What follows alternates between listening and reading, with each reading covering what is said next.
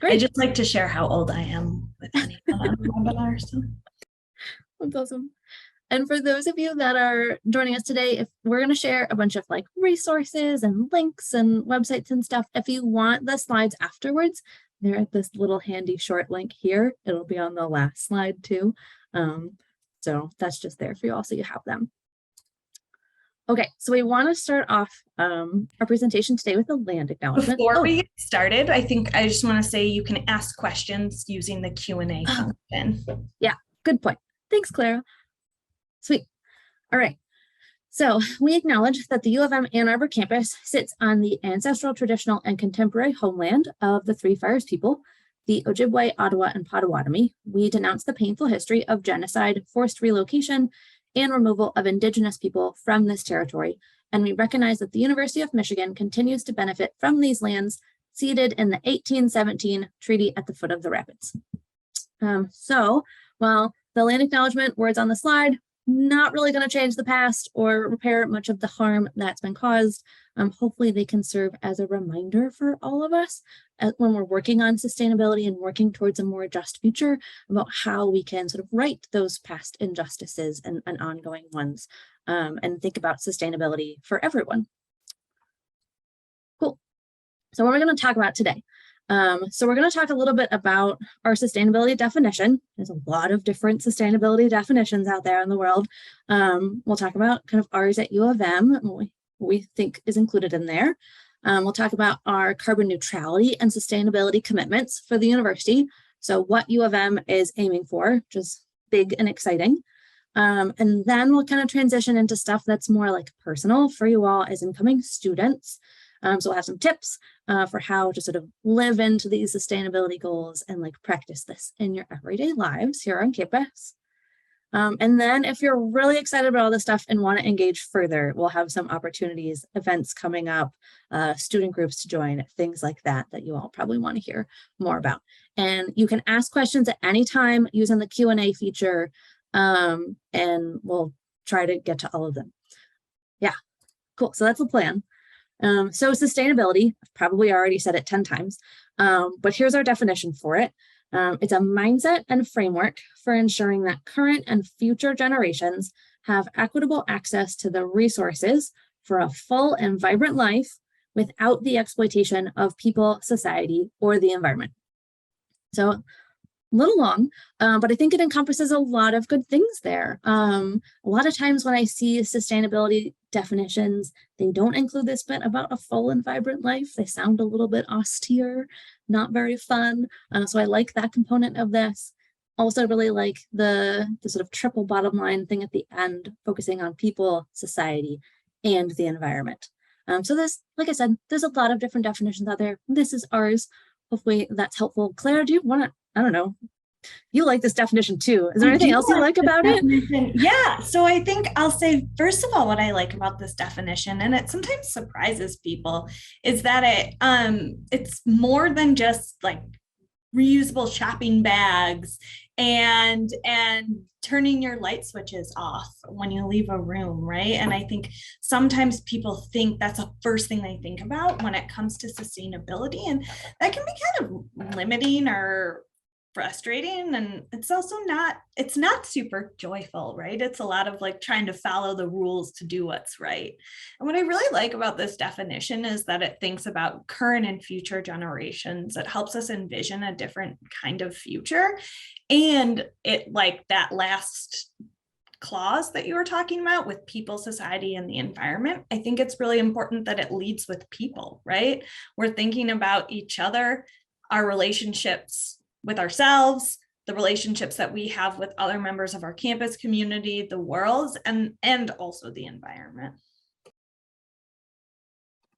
Cool. So that's enough about definitions, but I do think it's pretty good, pretty helpful. So then what is our university sort of aiming toward? What are our goals related to carbon neutrality and sustainability? So they're in a bunch of different scopes. This is maybe a little bit complicated for those who haven't been in this space before or learned a little bit about greenhouse gas emissions in the past. But we're looking basically just carbon neutrality in general, before we get into the details, is like not producing any more greenhouse gas emissions, then we can't like offset or sequester or eliminate in some way. It's being carbon neutral. And so the goals here are to eliminate the emissions from our on-campus sources, so like the power plant or the buses by 2040, to reduce the emissions that come from our purchase power by 2025, which is super soon, by buying power from renewable energy, which would be really cool. And then there's a lot of other emissions that come from like the food we purchase or the other things that we buy across campus. So we're establishing goals for all of those other emission scopes because we just need to do a fair amount more data collection on what those emissions are right now. But then we're going to establish those goals for scope 3 emissions. And with all of these, we're just more broadly thinking about our educational mission as a university and thinking about how we can instill a university-wide culture of sustainability with justice as a core principle, so that everyone who comes here and comes to learn as a student and as a Wolverine, like you leave with this as a part of your educational component that you learned. So that maybe has a bigger impact than our campus footprint in some ways, with 646,000 alumni, I think now.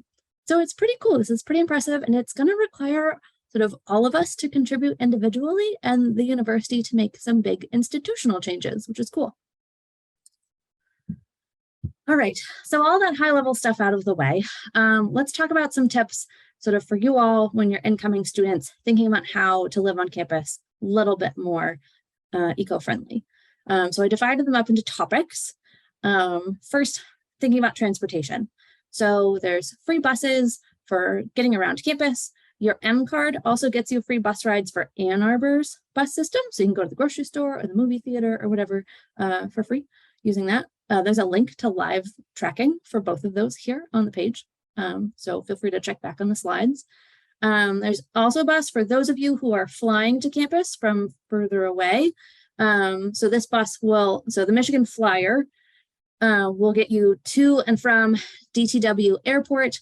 And then for really common times that people are traveling, like for fall break or Thanksgiving break, Central Student Government operates a really discounted bus. So it's really cost effective for students to get to the airport at that time. So that's like a pro tip for saving money on an Uber and also being a little bit more sustainable with your holiday travel.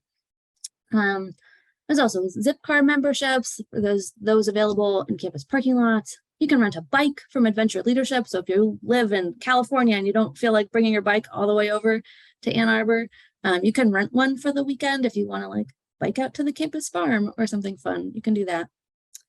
And then, I mean, Ann Arbor is a very walkable place. I lived here for a couple of years before I had a car here, but there's safe rides available if you're somewhat of more of a night owl than I am and staying out late and you want a safe ride home from anywhere on campus.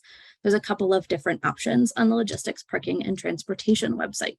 So hopefully all of those things will make you feel safe and comfortable and like you can get where you need to go on our really big campus. Then when it comes to waste reduction, oftentimes this is what people think of first when it comes to sustainability. I encourage you all to think about like, okay, so what do you really need to bring and or to buy before you're coming to college? Just think about it a little bit, because I feel like, I mean, just here's a number to give you of this stuff. So this past year, students who are leaving the residence halls donated 9 tons worth of materials like clothing or just stuff that's packaged that they never used, or unopened like processed foods, and just so many things like shoe storage and mirrors and things like that. And if we can kind of cut down on that a little bit, it'll first save you a bunch of money as you're moving to college, which is expensive enough. But then also you'll just be creating less waste. So think about it. Do you really need all these things? Let's see, what else do I have on here for resources? There's a bunch of secondhand stores in the area that are within walking, biking, bus distance of campus. There's a link to those for y'all. I enjoy going to them. It's fun. And then for when you get on campus and you do have stuff that you need to get rid of, our facilities and operations team does a fantastic job of running recycling and composting on campus. So to offer you options beyond just putting everything in the landfill bin. So check out that link there. It has a nice little video about what goes in what bin, and it has a little search bar that you can search if you have like an item that you don't know, like bottle caps. Do those go in the recycling bin? You can ask the little search bar and it'll tell you where to recycle them. So yeah, those are some of our waste reduction tips. We talk about energy a little bit. It kind of goes with the last one. I'm like, do you really need that mini fridge? All students who are going to be living in on-campus residence halls will get an unlimited Michigan dining plan. So you're probably going to be eating in the dining hall, hanging out with a lot of your friends during that time. So I don't know, and a lot of the residence halls have like a hall refrigerator, so that's useful. So my mini fridge was definitely empty when I was an undergrad. So just like, you have to figure out for yourself. I didn't have enough time to go grocery shopping to put stuff in my mini fridge. But if you don't want to, if you like want one and don't want to buy one, you can rent one. So that's kind of a more sustainable option than just buying one that you're going to get rid of. Let's see, other energy saving tips. Electronics, you're going to probably have a computer, maybe some speakers, some things in your room, a lamp. A lot of these things will take energy from the wall even when they're turned off. So if you can get a power strip where it has like multiple little plugs, and it's got a little toggle on off button, when you turn those off, it turns all of your electronics off and stops them stealing energy from the wall, which is super handy. So that's a power strip. You don't have to get like the automatic ones. The simple $5 ones are usually just as good as the $50 ones. So that's my tip there. Let's see, if you're getting an extra lamp for your room, so you want some mood lighting or just want some like task lighting over your desk, highly encourage you to get ones with LED bulbs. Those ones are more efficient than the original Edison bulb, or like those squiggly circular ones, the CFLs. So go with LED if you can. They will last you until you're done with your PhD. They last a really long time. So invest in one of those and it'll serve you well. They have them in all the different warmths. So like you can have warm light or cool light depending on what you're looking for. And yeah, I don't know, I hated paying for drying when I was an undergrad. So get yourself a clothes drying rack. And then also like your bras and stuff will last longer because you'll take better care of them. So highly encourage finding one on like a Buy No Things Facebook group, Free Cycle. If you have one at home, they compress pretty good and fit inside a closet. So highly recommend that. I don't know, Claire, if you have any other tips related to these things too, feel free to chime in periodically. I'm just kind of running through my list. Yeah. Speaking of sort of the cost of laundry, both in terms of quarters and energy save, do your laundry with a friend to make sure you're only doing full loads of laundry to get sort of the most bang for your buck per load and then save water and energy in the process. That's such a good one. I forgot that the Planet Blue student leaders did that. That's great. Yeah, do buddy with a friend. It's fun to have a laundry buddy. Yeah, exactly. If you want to do it, you can email me and I have some bags you can get to share with your laundry buddy. That's awesome. Let's talk about food a little bit. So I may have hinted at this earlier, but we do have a campus farm at Michigan. So if you want to learn a little bit about how to grow your own food, a little bit about sustainable agriculture, a little bit about, I don't know, just about Michigan's climate and stuff. I was not from here, and I was really surprised to learn that it's like the second most agriculturally diverse state in the country. So like other than California, we grow the greatest variety of produce, which is really cool. Head out to the campus farm. They have volunteer days like every Friday. And then closer to home, they have like a farm stand where one of Clara's student groups will sell produce like out in front of the art museum that's grown at the farm. Super cool. And then the other thing you can do kind of on an individual basis, this is one of kind of the most impactful things that you can do as just a person, and it's pretty easy, and just to choose plant-based foods. If you kind of can switch from, say you were going to have like a beef focused burger or something, be focused meal. If you can switch that towards another source of protein, like a chicken or a pork even, some legumes, some chickpeas, some beans, like there's lots of different great proteins out there. If you can do that like one meal a week, it saves you the equivalent of like driving your car from Ann Arbor to Miami. So it's really impactful. The charts there just to kind of show that beef's the outlier. And it's kind of the cows burp a lot of methane. It's just a fact. That's one thing you can do when you're in the dining hall. Choose the plethora of plant-based foods options that the Michigan dining chefs have made for you. And like all of the dining halls have a vegetarian station. So if you do have dietary restrictions or meal preferences, like look them up on the M Dining website because they had a lot of great options and just resources there. Cool. Okay. Also, vegetarian food is also, it's really good. It's not just like dry veggie burgers every day. There's a bunch of different options. You won't even miss the meat. It's not just salad, turns out. Yeah. God, I had some cauliflower tacos one time there that were really good in South Quad. They're really good. So let's see. I wanted to transition us to talking a little bit about well-being. One of my former student interns used to say that you can't sustain the planet without sustaining yourself too. It's kind of like that airplane saying, put on the mask for yourself before helping others.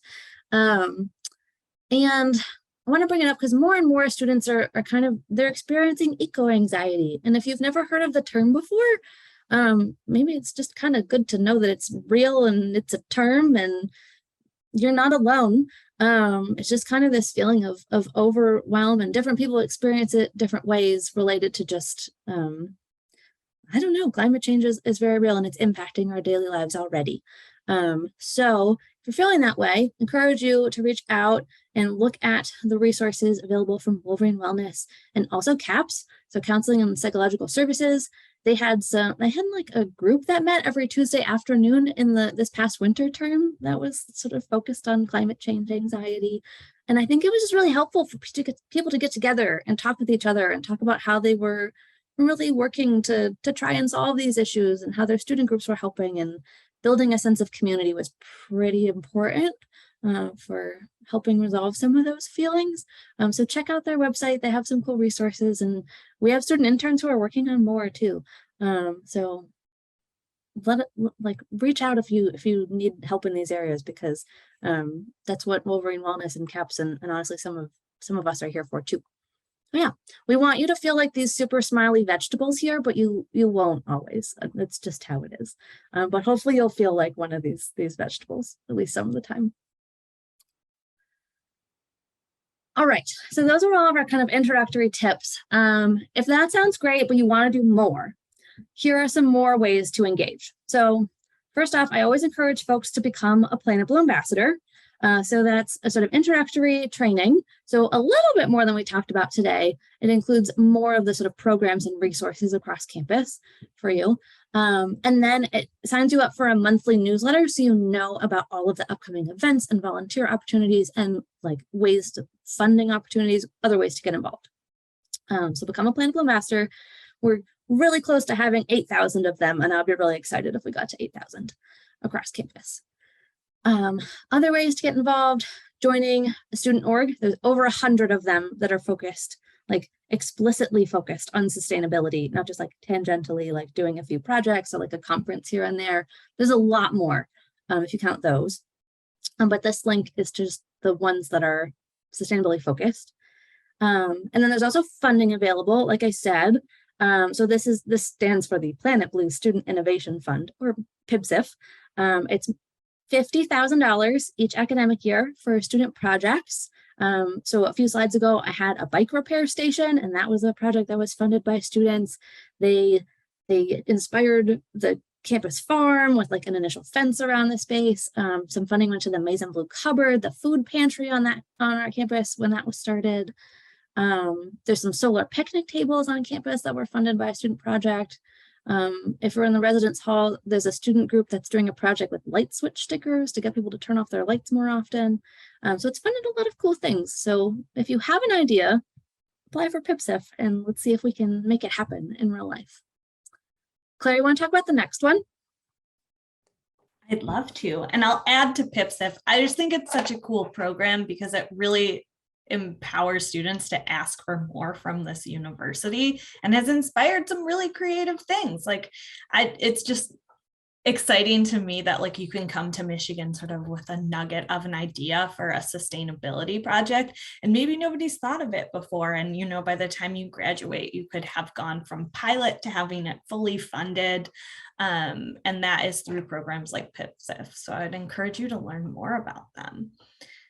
One way to start to think about some of those projects is the Planet Blue Student Leader Program, which is a group of peers who work part-time in student life sustainability in the unit where I work. And it's their job just to get their peers excited about sustainability. They do that in a couple different ways. One is by making fun, interactive, creative media. They have a podcast. They write blog posts, they have a social media presence, they run events, they do really fun interactive things like a water bottle decorating contest, right? Where like they provide you with a bunch of stickers and markers and everything you need to decorate your water bottle from home. So then you don't forget to leave your house without it. The second thing that they do is sustainable behavior change projects. So they'll design a campaign in a small team and work all year on trying to get their peers to do that campaign. So doing laundry with a friend's an example of that. And then they also are just around. They're your eco reps. So they are there to answer any questions that you have about sustainability, either getting involved with an organization or individually on campus. And I'm hiring PBSLs. It pays $15 an hour and applications close for first year students on July 17th. So if you're interested, there's a link in this presentation for you to apply. Sweet, yeah. Planet Blue Student Leaders is really cool. I'm excited to see what season 3 of the podcast contains. That's my favorite.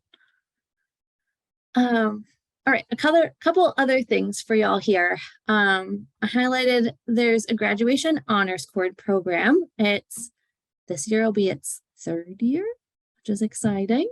And so these are honors cords that recognize students no matter what your major or like what you studied was at Michigan. But if you got engaged in sustainability, whether through volunteering or through the clubs that you've been a part of, through classes, anything, through, you know, putting together a cool project that got PIPSIF funding, you can get recognized. And so students apply, and then there's a group of our student interns who actually will create the honors cord. So this year it was wool from a local sheep farm that they dyed using different plant sort of dyes, and then they twisted them, braided, twisted, I don't know.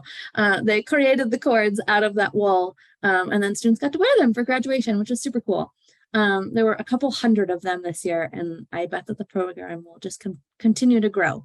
So while you're probably not thinking about graduation quite yet, because you're just starting, something to look forward to as a cool new program to sort of like trace from start to finish, like all the different stuff that you did in sustainability on campus. The other thing I have here is just our website. It's planetblue.umich.edu. Conveniently, our email is also planetblue@umich.edu. So if you have any follow-up questions after this, feel free to reach out to us. Peruse that website. There's a bunch of other stuff on there, ways to get involved, other scholarship programs, stuff for, you know, later in your years at Michigan, graduate students, etc. This slide has events. If you have questions, don't forget, like, we're getting towards the end of our presentation here, so don't forget to enter those in. But yeah, so all this is fine and good, but you'll probably get more excited about the sustainability stuff once you're actually on campus, and, you know, the person down the hall is like, hey, I'm going over to EarthFest, like, want to come with? Like, oh yeah, I heard about that. So what is EarthFest? EarthFest is like we call it the party for the planet. It happens in the fall. It's on the Diag in the middle of the day from 10 to 2. It'll be on September 22nd this year. And it's an opportunity for all of our sustainability focused student organizations and all of our units across campus who work on sustainability in a lot of local nonprofits. They have tables and they talk about all the things that they're doing in this space and ways for new folks to get involved with their missions. And then there's kind of fun activities too that happen. So I heard one student group earlier today, they were talking about how Jenga was going to happen at their table. So it's fun. It's on the diag, so really easy to get to. Hopefully it'll be nice weather. The other one is Harvest Fest. Claire, you want to talk about Harvest Fest? Yeah, I would love to talk about Harvest Fest. So Harvest Fest, which will be having its 10th annual celebration this September, it's a party at the campus farm. So UM Sustainable Food Program and the campus farm together throw an event where there's free food made with produce sourced from the campus farm. There's student bands. There's tons of opportunities to do art, to take farm tours, to go foraging, and to connect with students who also like food. There's a lot of them, and naturally, and I think it's a great time to explore the campus farm because it's a little bit off away from central campus. And we have buses that run every 20 minutes for Harvest Fest from the Central Campus Transit Center. So it's a great introduction to the campus farm if you think you might want to volunteer there or work a farm stand shift one day. Harvest Fest is so great. Oh yeah. And someone asked if we had the link to apply for the Planet Blue student leaders again, and it's earlier in our slides. Claire, actually, can you answer? Yeah, you're gonna have it much faster. Sure, I'm gonna drop it directly into the chat. Just give me one moment. Perfect. Oh, that's actually our last slide before questions. Great. Okay, so our first question was about the PBSLs, and we sent that one along. Great, thank you. Oh, I got another one. Let's see. Hi, I will be a sophomore this fall and am in Ann Arbor this summer. What are ways I can get more involved? Are there projects I could join? Thank you. Ooh, we got an eager one, Clara. What do we think about first? Yeah, well, I think that there's one thing you could do is shop at the farm stand, which is bi-weekly on Thursdays from 12 to 3, right outside of the art museum, right across from UMA. Another thing you could do, not to like push this too hard, but you could apply to be a Planet Blue student leader. It's not only for first years. And then what else is going on this summer? There's Top of the Park is happening, right? Or the Ann Arbor Summer Festival. And I think there's some opportunities to volunteer to help folks recycle and compost properly. Also, just enjoy the river. That's sustainability, being outside. Go tubing on the Huron. It's fun. Yeah, the Huron River Watershed Council often does cleanups, like they do kayak cleanups along the river, which I know different groups have done and found really fun. You can become a Planet Blue ambassador over the summer too, and just go through that training, and then you'll be all signed up for our newsletter during the year. You can follow SSC on Instagram. So I haven't talked about SSC yet, but because there are so many student groups on campus and just like individual students who are really excited about sustainability, the Student Sustainability Coalition is like a backbone organization, like collective impact, like helping other student groups, like getting them together, helping them coordinate, helping them identify, oh, I heard like this other person was working on a project like that, like getting them together, advocating for the university to do more, as always. So they have a cool Instagram, they have a newish TikTok, and all kinds of stuff. So it's UMish_SSC. Is their handle across all of their platforms. But they're a fun little student group to follow. But it's kind of a choose your own adventure. Check out the Planet Blue website and like see some of this stuff. And sustainability is such like a broad space. It kind of depends on what you're most interested in. Cool. thanks for your question.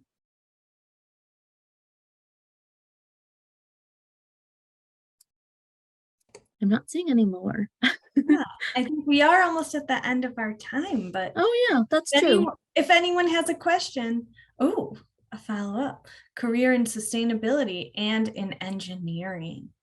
Ooh, there's actually a program in sustainable engineering at UMich, so they probably have a lot of great resources.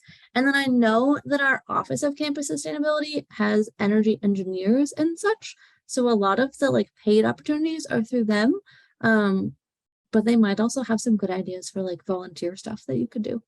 So yeah, cool. Excited that you're so excited. Yeah, it's the Office of Campus Sustainability. Yeah, OCS is how we abbreviate it because it wouldn't be Michigan without a few abbreviations. All right, we have one more question here. Can you run us through the sustainable living experience? The sustainable living experience is one of our like housing opportunities for students on campus, and it's themed around sustainable living. So they do like a 1 credit course during, I think it's the fall semester, and it's a way for them to learn together and live together. They have community dinners. I heard there was potentially a project related to like electric mowers for the like grass area around their space. They've done videos on like how to build your own compost bin for home. I don't know, it's just kind of a cool little program that builds community and helps students like live and get to know other students who are interested in sustainability in a residential experience. So yeah, SLE is one of your housing options. And they have peer advisors that work that like were participants in sustainable living experience the previous year. So you have those sort of built-in resource navigators who can help you plug into that sustainability thing you're really interested in.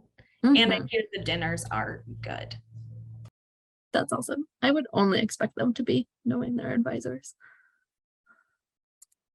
Great. All right. Not seeing any more questions. So we'll wrap up our webinar. If you have follow-up questions, email us at planetblue@umich.edu. And looking forward to seeing you all on campus and seeing all of your sustainability ideas come to life. All right. Enjoy the rest of your summer. Thanks all. Bye.